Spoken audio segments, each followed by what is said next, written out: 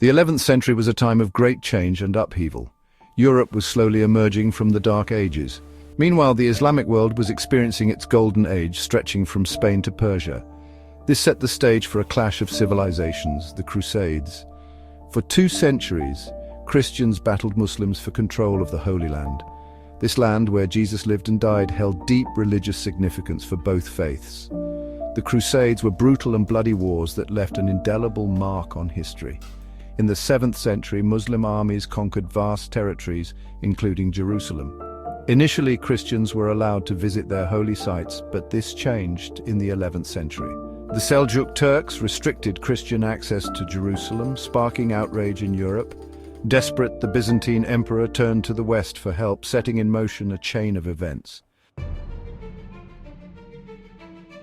The Byzantine Empire was once a mighty empire, controlling much of the Mediterranean world. But by the 11th century, the empire was in decline. The Seljuk Turks sensed weakness and launched devastating attacks. Byzantine Emperor Alexios I Komnenos knew he couldn't defeat the Seljuks alone. In desperation, he sent an emissary to the west, appealing to Pope Urban II for military aid. Alexios's request came at a time when Europe was experiencing a religious awakening. The Pope saw an opportunity to unite the Christian world and bridge the divide between the Catholic West and the Orthodox East. In 1095, Pope Urban II called for a council to be held in Clermont, France. His words would ignite a firestorm of religious zeal. Thousands would answer his call to arms. The Council of Clermont in November 1095 was a defining moment. Pope Urban II delivered a fiery sermon urging Christians to reclaim Jerusalem from Muslim control. He portrayed Muslims as infidels, defiling Christian holy sites, and promised forgiveness of sins for those who died in battle. The crowd, enraptured by Urban's words, erupted in shouts of "Deus vult!" God wills it! Urban had tapped into a deep vein of religious fervor and harnessed political and economic tensions within Europe. Many saw the Crusades as an opportunity to gain land and riches. Urban's call to arms spread like wildfire through Europe. Soon, thousands from all walks of life were preparing for war. The First Crusade was a mix of nobles, knights, and commoners, motivated by religious zeal, a thirst for adventure, or a desire to escape poverty. The journey to the Holy Land was long and arduous. The Crusaders faced starvation, disease, and attacks from hostile forces. Along the way, they perpetrated atrocities against Jewish communities. In 1099, after 3 years of struggle, the Crusaders reached Jerusalem. They laid siege to the city and, after a month-long struggle, breached the walls. A massacre followed, with Crusaders indiscriminately slaughtering Muslims and Jews. Blood ran in the streets of Jerusalem. The Crusaders had achieved their objective, but at a terrible cost. The capture of Jerusalem sent shockwaves through the Muslim world and marked a turning point in the history of the Crusades.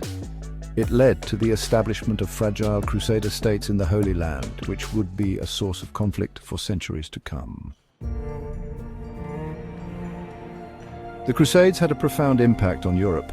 They helped to hasten the decline of feudalism and increase the power of kings. They also led to the growth of trade and the rise of Italian city-states. The Crusades exposed Europeans to new ideas and cultures, contributing to the Renaissance. They fueled intolerance and violence against Jews and Muslims. The Crusades stimulated the European economy by creating new markets for European goods. Italian city-states like Venice, Genoa, and Pisa grew rich by transporting crusaders and goods to the Holy Land. The Crusades also had a significant impact on the development of European warfare, leading to new military technologies and tactics. They fostered a sense of European identity that would have long-lasting consequences. The Crusades transformed Europe in many ways. At their heart, the Crusades were driven by religious zeal. For many Christians, fighting for the Holy Land was a sacred duty. They believed they were serving God by reclaiming Jerusalem. This religious fervor was often intertwined with other motivations. The Crusades were also fueled by political ambitions, economic greed, and a thirst for adventure. For some, the Crusades were an opportunity to gain land, riches, and power. For others, it was a chance to escape the boredom and drudgery of medieval European life. The Crusades exacerbated tensions between Christianity and Islam, leading to centuries of mistrust and conflict. This legacy of hatred continues to resonate today. The Crusades are a reminder of the dangers of religious extremism. They also had a complex impact on Jewish communities who faced persecution from both Christians and Muslims.